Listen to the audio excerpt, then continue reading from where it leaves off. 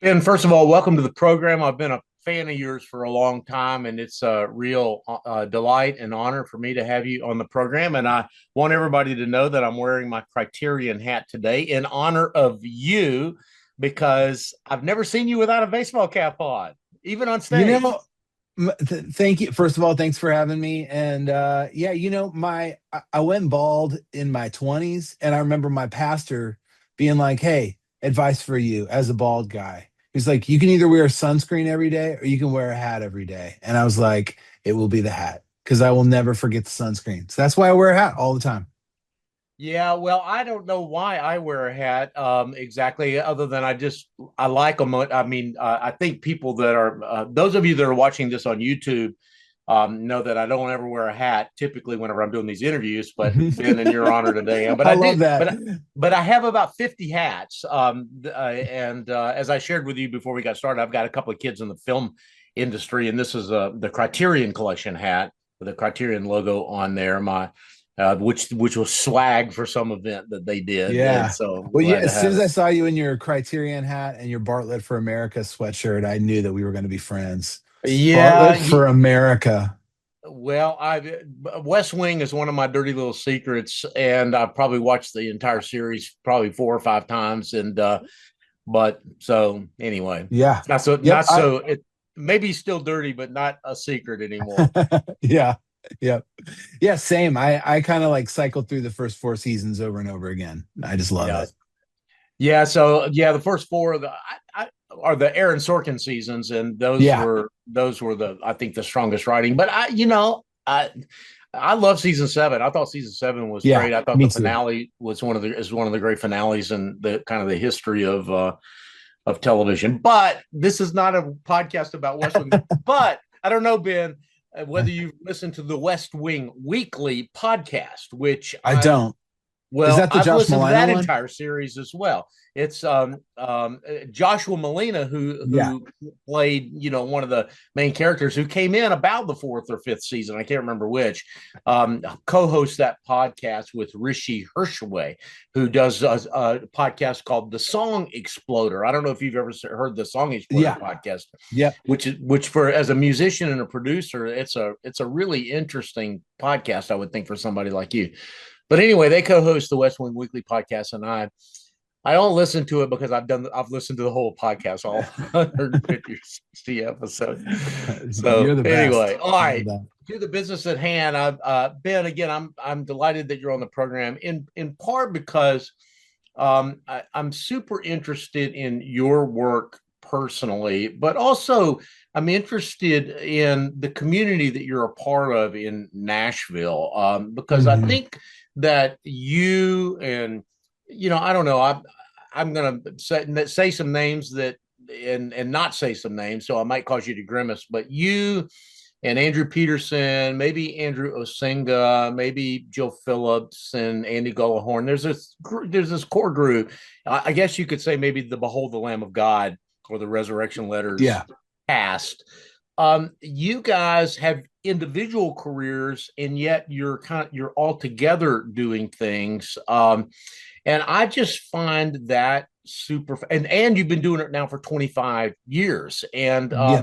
I just find that super fascinating that, Chuck Colson, who was, I used to work at the Colson Center for Christian Worldview, Mm. and Chuck became a friend during, before he passed away. And he used to say that one of the reasons that he became a Christian was because his involvement in Watergate made it very difficult for him to believe in conspiracies, that we couldn't keep a conspiracy intact for 2 weeks, Mm. and you guys have been together for 25 years and you seem to love each other, and the creative process seems to be thriving. And again, I just find that to be fascinating. So I'm getting around to a question, Ben, I promise. And that question is, kind of walk me through your early journey in music and your trip to Nashville, because you were not really from Nashville. You came to Nashville Mhm. like a lot of young Yeah. kids do. Just real quickly, walk me through that part of your journey. Sure. Yeah, when I was in high school, I was really interested in Christian music. I didn't like most of it, but when I would find, I wanted it to be good, and when I would find something that I did like, it meant a lot to me. And probably the foremost among Christian musicians that I found at that time was Rich Mullins, especially his album A Liturgy, a Legacy, and a Ragamuffin Band. That hit me right between the eyes, right at the moment when I was kind of having a spiritual awakening when I was about 16 or 17. And so I by the time I was in kind of mid college, I knew that I wanted to be a session player, or I thought that I wanted to be a session player on records. I wanted to play piano and B3 organ. And so I got about halfway through college in Missouri and realized, man, I need to go to Nashville. Oh, and at that time, Rich Mullins had just died. And I definitely had this sense of who's going to carry that torch, because nobody else did what he did, and I still kind of think nobody else does what he did. We certainly are trying. So I just wanted to be a part of carrying that on, so I moved to Nashville.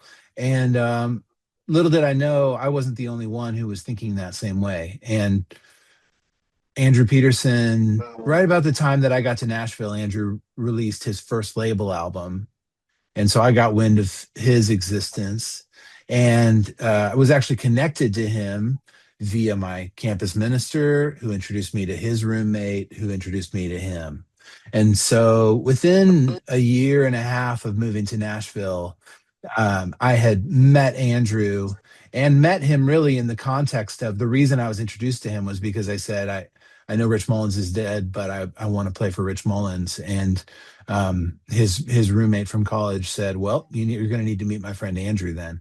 And so really, Andrew is a good assembler of people, community maker, and visionary. And he had that vision of carrying the torch for of Rich Mullins, and he also had a good eye for the other people who wanted to do that, and wanted to do that well, and could do that well. And Jill Phillips and Andy Gullhorn were certainly there. They both also kind of found Rich Mullins at an important moment in their lives. So really, within 2 years of moving to Nashville, I was in that community of people, which I just couldn't have found myself in a better group of people. I discovered pretty quickly, um, through early experiences with traveling and playing on records, that the people were a non-negotiable for me, and the vision was a non-negotiable for me. Like, when I would travel with people I didn't see eye to eye with, or just like didn't love, I just found that I had no interest. And when I would make music that I didn't believe in, I was like, I would be just as happy working behind a desk as playing on records that I don't care about. So it was really a fortunate thing for me that I found myself in that community so quickly, of people who saw the vision that I saw, and who had the same mission that I had, and who just I liked being around, and found. Yeah. Yeah. Well, Ben, you've already said so many things that I want to hit the pause button on and then go down a rabbit trail. I'm going to have to restrain myself, because we don't have all day here. But I did want to, mention a couple of things and ask you to say more about that, because I mean, okay, so you're 16 years old. You're a piano player in where? St. Louis? Is that where you're from? St. Yeah. Peter's, yeah, which is a far suburb of St. Louis. Yeah, I mean, let's get real. There are a lot of 16-year-old piano players in the world that says, "Hey, I think I'm going to move to Nashville and become a session musician," um, Yeah, and don't make it. Right? I mean, for one yeah, thing, if you're going to be a session player, I mean, it's one thing to be kind of a singer songwriter where you can be idiosyncratic, and you don't have to be, you don't have to be James Burton to get work. Maybe you got to be good, but you don't have to be the best. But if you're going to be a session player in Nashville, you got to be among the best. What was it when you were 16, 17, 18 years old that caused you to even think, hey, maybe I yeah, could be a session player in Nashville? yeah. That's a great question. I was at first, I wasn't so sure whether that was a viable option for me. But when I remember being in the career center of my little school in Missouri called Truman State University as a sophomore, and finding a book of careers and looking up session player.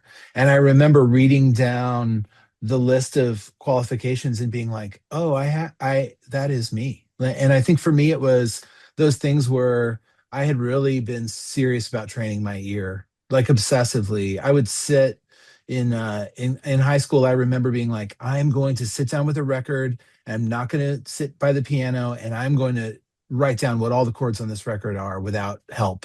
Just that was my level of just kind of obsession about ear training.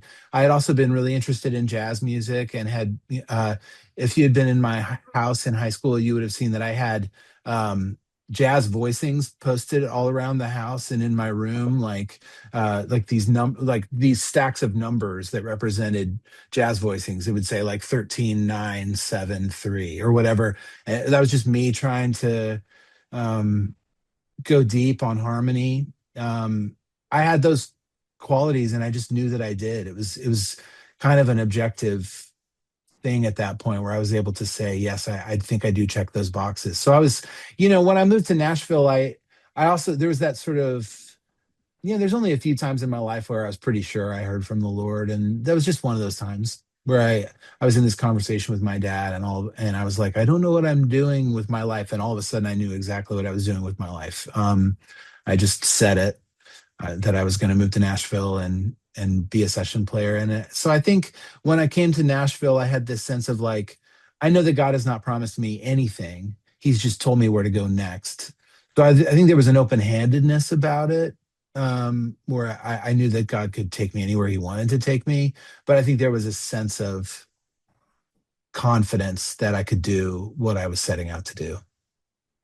You mentioned that you discovered Rich Mullins and moved to Nashville and met Andrew, all kind of, not exactly the same year, but sort of in the same era in your life when you were also going through sort of a spiritual awakening as well. Yeah.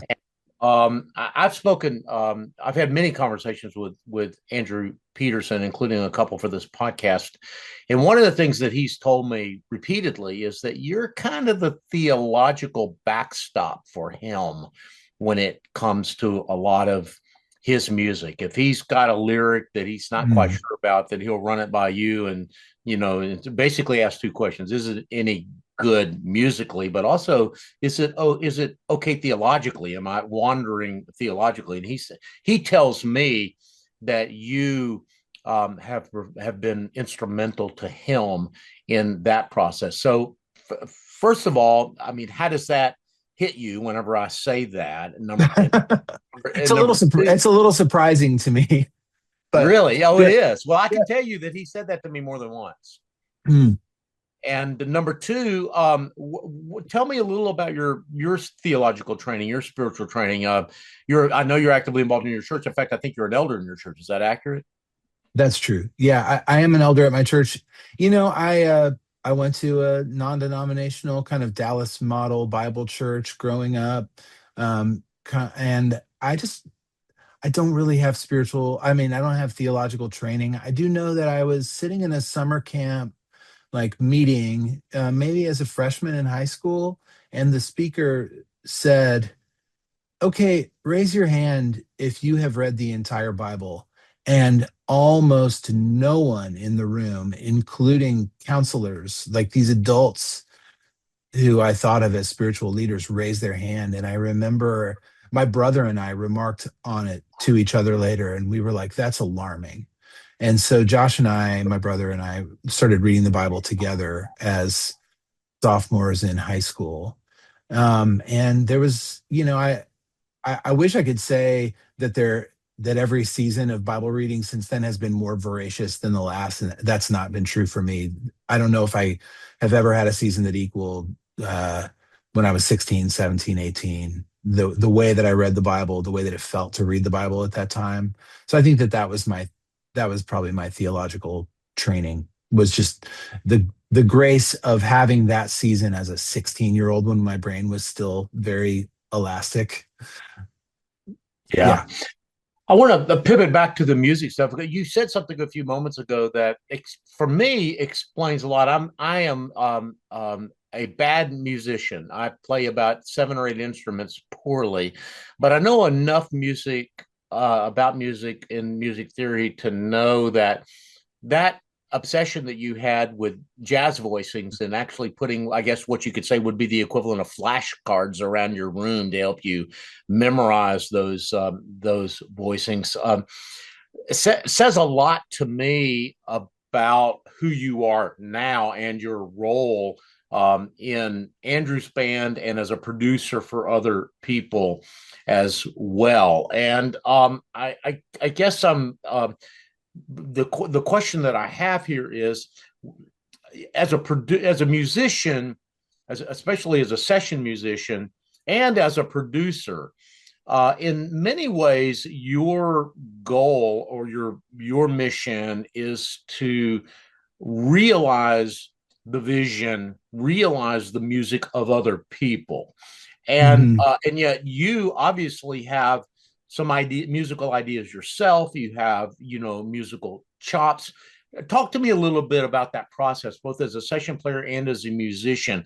How do you discern when to assert yourself, um, Mm. and when to not assert yourself when you're engaged in those processes of being either session or session player? Yeah. Yeah, I think that everyone who does what I do has some level of the artist in them.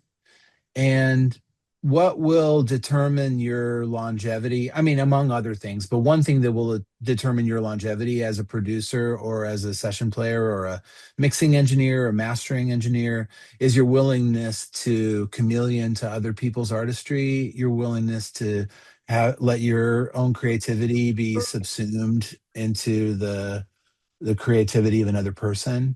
And so um,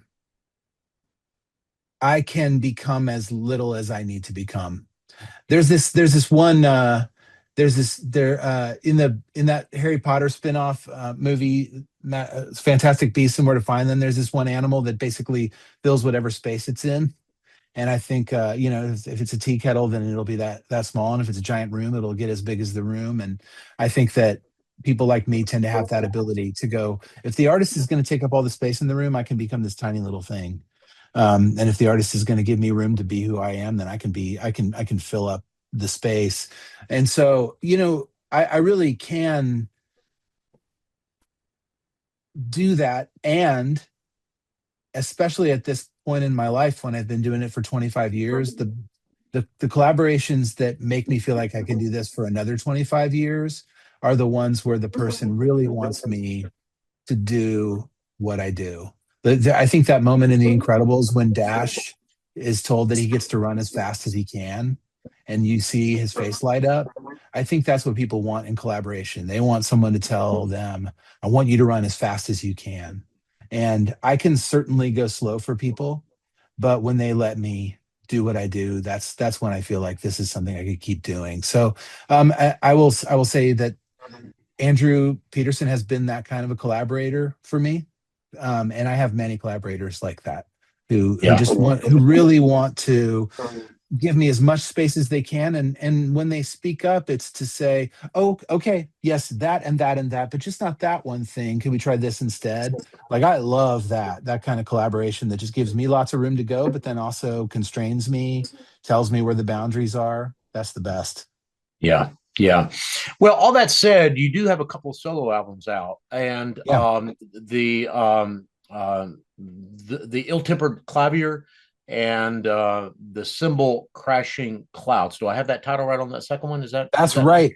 yeah? Yep. So tell me about those albums because as you said, you're a producer, you're a Yeah. session player, you're a collaborator, I don't know, it's art.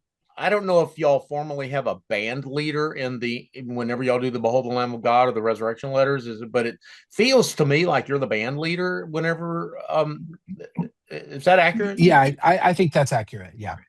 So so there's that, but Yeah. so what is it that motivated you to want to produce these or be the artist, to be the solo artist in these albums that, honestly, and again, correct me if I'm wrong, they're pretty different from, you know, Yeah.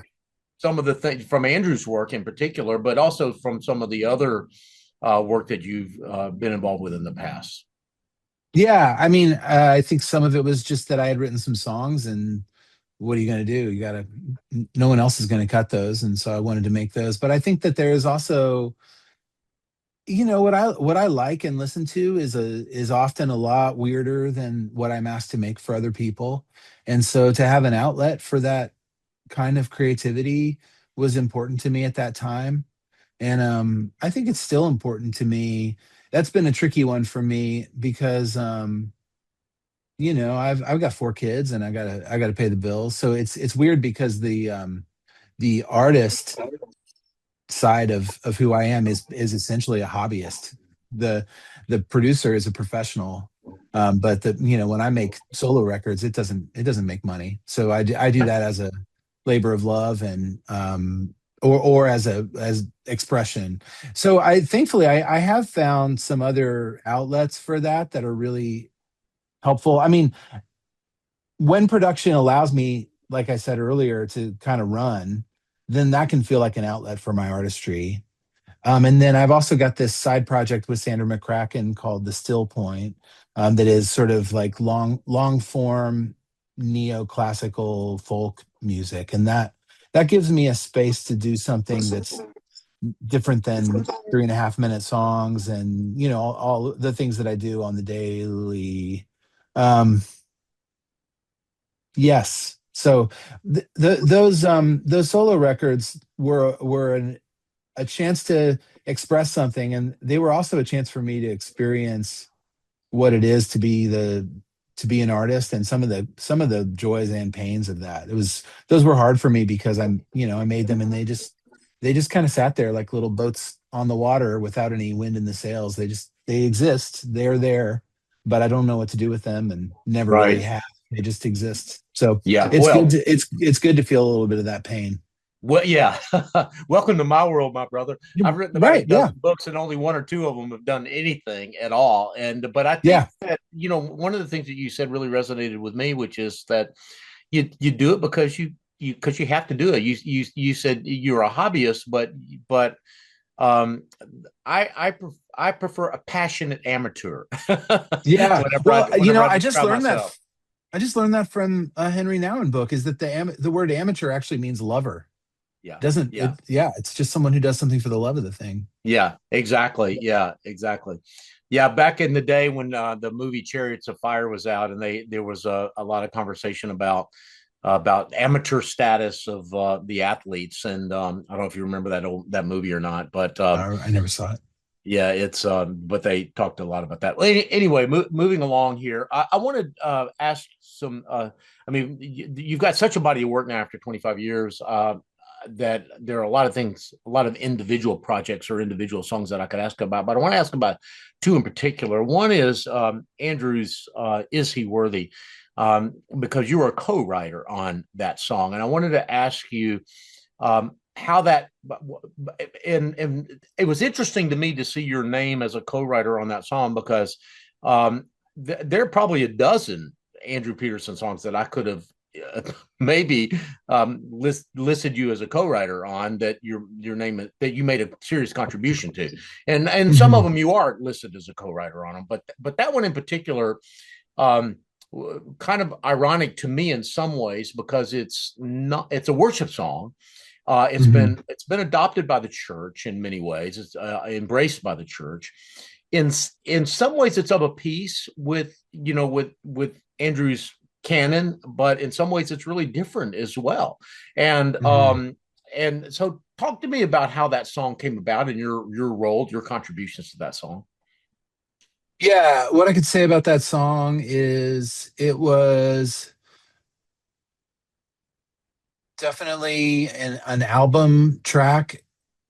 It was part of an album called Resurrection Letters Volume 1. And it was an album that we had been wanting to, or Andrew had been wanting to write for a long time, because we had made Volume 2, ironically, first back in the early 2000s. And we had called it Volume 2 because it was an album of songs that were kind of about the sort of extrapolating the resurrection into now. And we had always wanted to make volume one and have it be an album about the actual event of the resurrection of Jesus. And so it took us forever to get around to it. And Andrew finally came in and had written enough songs for us to begin to work on that record. And so when I heard that song, I didn't think, the impetus for that song was not, let's try to write a worship song. It was not, let's try to write a single. It wasn't like, let's write the song that's going to change our lives or anything like that. It was just the next thing. And I very much heard it as just the next song. I did not hear that song and go, well, we've finally done it, or done something. And I just thought, Andrew's work is always so excellent. And I thought, well, this is also excellent. So I didn't think of it as anything out of the ordinary for Andrew. And my involvement in that song as a writer is fairly incidental. He had pretty much written the song, and he realized on the day that we went to cut it that it had the same melody in the verses as a song from his previous record, like very much the same melody. And so we needed to write a new melody, and I just happened to write that melody. So I don't tend to think of myself as as the writer of that song, but I do think, and I think Andrew would agree with this, that I think there is a poetic sort of justice to me being a writer on that song, because I think it just, because of it honors the fact that I've been a collaborator of Andrew's for 25 years, that Yeah. this song that, has had an impact, but also, has been helpful to us as professionals and people who want to provide for our families, like that I got to benefit from that song's success. Has felt good to me. I don't take a lot of pride in that song because my contribution to it was so small. And so I'm just really grateful. Yeah. Well, I don't want to get into your personal life, but too much. But it is interesting to me that you can labor for 25 years, and if you don't have a hit, it's tough to make a living. But when you get a Yeah. hit, it can. I mean, I've got some songwriter friends, one of whom is Pat Terry, and Pat Terry was a kind of a pioneer in Christian music back in the 70s and 80s, and then he sort of transitioned over to writing country songs. And he said that he could make a living as a songwriter when he might have a deep cut on a Travis Tritt album or an Oak Ridge Boys album, and if the album sold 1 million copies, he would get a nice payday. But in the day of Spotify, if you Yeah. don't if you're not on the hit itself, Yeah.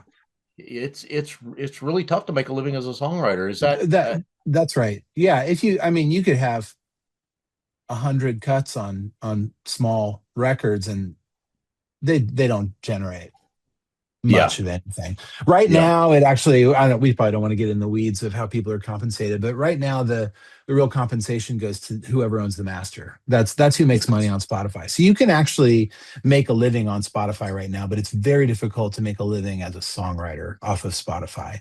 So yeah, it is helpful to have, something that does well. I will say, comparing notes with people my age, who've been doing this for 25 years, like what I hear over and over is that thing that plateaus you up it's never the thing you expected, and it was never when you were trying. It's always, you just go to work every day, and about one in every, literally thousands. I mean, if you think of it as, I probably had two events, maybe three, that have leveled me up in 25 years. That, if it's every 7 years, do the math. That's 2,000 days of work. One of them, is the one that actually makes that sea change in your life. And the rest of it is, the rest of it pays your bills, and it's good, and it's honoring. I think that's the thing, is it's like all those days aren't wasted. Those days are just as important, and you just don't get to decide which one is going to be the one that, where it's like, oh, and then the thing happened that took us to the next place. Like, God gets to decide that, and you just show up every day. right. Yeah. That's a good word. That's a really good word, especially for people who are, laboring day to day, especially I have a bit of an allergy to the word creative because I think we're Yeah. all created in the image of God. Yeah. We are all creators in some way. But so even though I do have an allergy to the word creative, I will use it and just say that Yeah. I think that's an especially good word to create is that if you feel called to do what you're doing, you should do it and be faithful and not worry about the outcome. Just to be Yeah. continue faithful every day. Um, there's one more quick thing on Is He Worthy? So the piano part in Is He Worthy? That's that. That's me. Yeah, Okay. that's me. Well, yeah, because that was what that felt like Ben Shive to me, Yeah, honestly. he was And playing it as maybe quarter notes on the piano, and we just felt that it should have something signature, and so I wrote that part. yeah, because well, I mean, you've been very humble and about your contributions, but I heard Andrew do that song long before y'all recorded it. It was kind of a call in front of an audience of 500 or 600 people with the guitar, and it was kind of a call and response, and which of course that song is. And honestly, when I heard it, for the first time with the piano under it and the choir, the background choir, and so on, and that Hmm. original video that Hmm. Yeah. was that I was like, I know this song because I've heard him do it before live, but it's a completely different song now. I mean, it was a Mm. completely different song. So I Mm. think you should take more credit than you. No offense, Andrew, if you're listening. But okay, so moving along, one more thing I wanted to ask about was Yeah. you won a Dove Award for a Christmas album Yeah. with Brandon Heath, and that I mean, so you talk about leveling up. I mean that winning a Dove Award is is what I would say. I would call that leveling up to a different level of industry recognition and so on and so forth. Talk a little bit about that project and that collaboration. What I can tell you what I remember about that is I remember there's a song on there called "Mama Wouldn't Lie to Me." It's a narrative about a kid who's coming to terms with the possibility of Santa Claus not being real, and Brandon and I wrote that with Andy Gullahorn, and there's a moment near the end of the song where the mom is backed into the corner by her kid. He kind of catches her eating Santa's cookies, and she has to lie to him in the moment, and the lie that she tells him is that this year Santa's going gluten free, and I believe that the gluten free joke was Gullahorn's idea, and Yeah, that sounds like Andy Gullahorn to me. when he threw that out, there was this moment where we were like, "Are we doing this?" And I'm glad we did. I love that. I love that song. No, it was great working with Brandon. Brandon is one of those artists where, like, that was the right move. I get called for Christmas records because of my background in jazz, I think, and my background as an arranger. I can write strings, and I know the jazz chords, and that gets you called for Christmas records. So I think Brandon just gave me a lot of room. And I think at that point, he might have been like maybe the most successful or one of the most successful artists I had worked with. And I think it was probably an early experience with when you work with people who are actually successful and they hire you, they really just want you to do what you do. So I remember him just giving me lots of room and being a great collaborator. Wish I could tell you more stories, but that's about all I got. It's been a while. Okay, well, no, that's great. I do want to. This may be too inside baseball for a lot of our listeners, and it might also reveal the limitations of my musical knowledge as well, and just what a neophyte and amateur I am. But I do want to ask you a little bit about the arranging process, especially for "Behold the Lamb of God" or "Resurrection." I mean, "Behold the Lamb of God" is a big band. I mean, I saw you guys in Yeah. Spartanburg this year, and I was counting. That's probably six or Yeah. seven time that I've seen it. I was counting. I mean, at one point y'all had like, yeah, I don't know. I don't remember now, but I think it was about 15 people on stage at one point. And Yeah. at least that's what it seemed like to me as I was going across. And I'm how do y'all do you chart that for everybody? I mean, is it or No. is it just the this is a 1-4-5, or this is a, one Yeah. 4 5 2 minor or whatever kind of thing, and then everybody kind of works out their own parts. How does that work as an arranger and a band leader, giving leadership and guidance to the other band members? Yeah, well, that's a great question because I think it really applies to every time that we're in the studio with a band, and that is what typically happens is you do put just a number chart, which is a piece of paper that tells you what the chords of the song are, in front of the players, and the thing is that a session player, really a session player, is an arranger on their instrument. That's the main difference between a session player and a live player, is that a session player is able to go, this is the role that this instrument should play within this arrangement. They're able to mostly figure that out for themselves by listening to everything else that's happening and asking what's really needed from me. And so, as a producer and an arranger, what you're doing is you're taking the input from all those generative people and seeing how it really fits together. And hopefully, you're only having to give moderate feedback, just like, hey, that one spot where you're doing that one thing, I don't think that's actually needed. You're giving us 16th notes. We're already getting 16th notes from the hi-hat. Why don't you do something simpler? Hopefully it's that kind of input, because if you have to, this happens on the Christmas tour every year. We're musicians, so we're restless to create. And the Behold tour is very much a reproduce kind of a, like, do the record. But what'll happen is every year the parts start to balloon over time because we add this little thing and we go, oh, that was cool when I added that. And so you add it again the next night and you add one more thing. And then eventually you get to a place where you're now taking up too much space. So I definitely, the biggest thing that I have to do as band leader on a tour like that is to pull people aside and say, hey, you're doing great. You're playing beautiful stuff. And I need you to play the record. I need you to I need you to lay out in that spot. We've got plenty going on.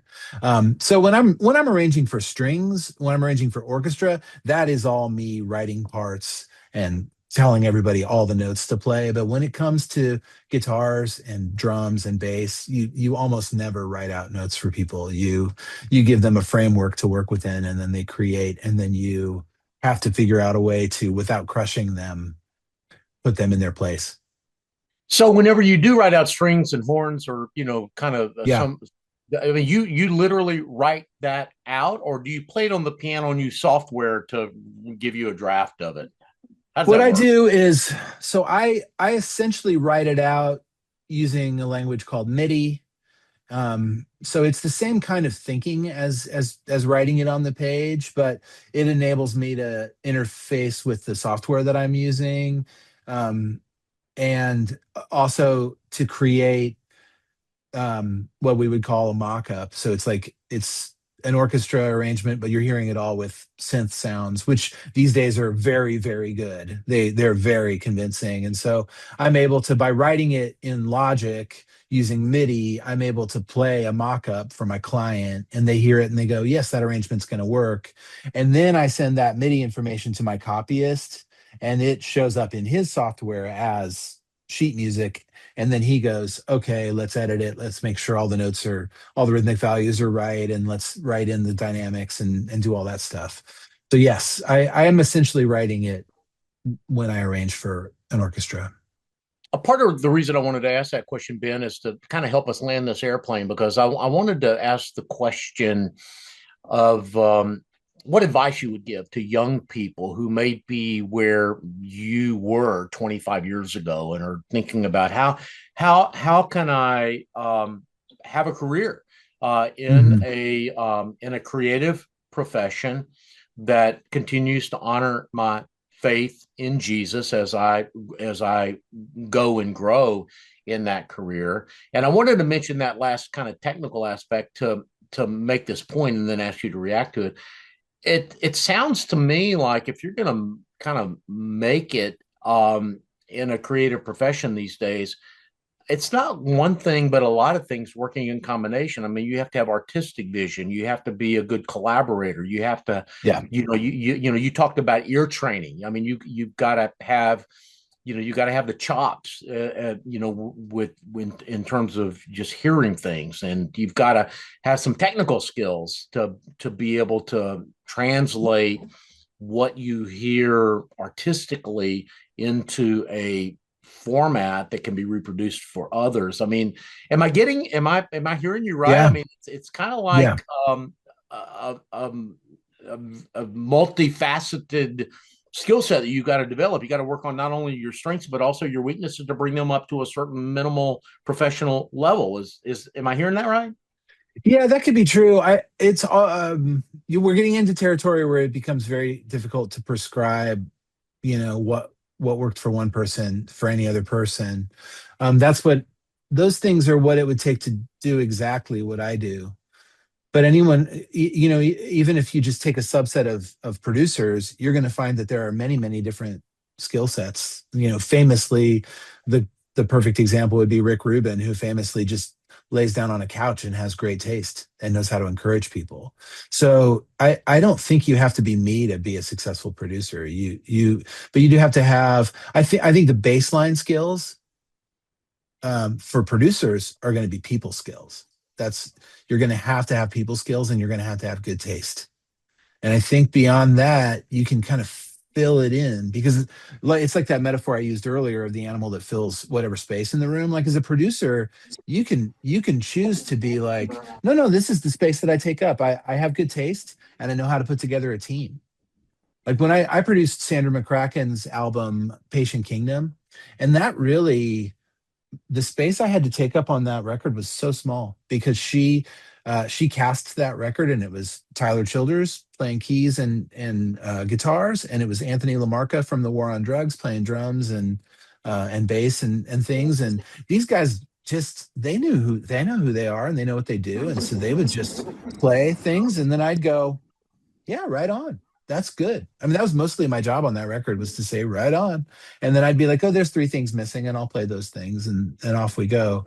And so I wouldn't want it to anyone to get the impression that you have to have my skill set to make it in music. But I do think there are some baseline things. And I do think, if you're gonna go into, self-employment as a musician, I think there has to be, and as a Christian, I think there has to be some element of obedience and faith, where you just go like, something in your life indicates to you that this is an okay thing to do. Like, you're married and your wife says, I think you should do it. That was like that kind of thing. Or like, you're a child and your parents or the adults around you say, hey, I think you've got something. And then you go, okay, I think, you get before God in prayer and you go, wow, okay, I have peace about doing this. Like, that has to be one of the elements. But I think the other element has to be some kind of like real frank assessment of, these are the skills that I have, and I believe I can do this. I met Kason Cooley when we were both about 20, and Kason was like, oh, I play a little bit of keyboard. He's a producer. Kason produces Need to Breathe, Ellie Holcomb, American Authors. Like, he's a success. Who's the lady that he had the big hit with? I should remember her name, but I don't. He's a very successful producer. But when I met him as 20-year-olds, he was like, I don't know, I know a little bit about music and I can play a little bit of keyboard. And he was probably underselling himself, but there was a differential, but there was a difference between our skills as musicians. He has done just fine by being someone with great taste, who can work with people. People just really like being around him, and he's got great taste. And he's filled it all in. I mean, I'm sure he's grown leaps and bounds as a musician in that time. But those were those baseline things that he had. I hope that's a helpful answer. Well, it was for me. It was very helpful, Ben. I'm grateful. Listen, I could probably do this all day long, but we have gone Same. over over the Yep. time that I promised I would keep you. So I'm going to let you go. Thanks again for being on the program. I've been a fan Thanks, and Warren. admirer of your life and your work for many years, and just pray that the Lord continues to flourish what you're doing, and that you have many more years ahead. So thanks. Thanks, Warren. It's good to meet you.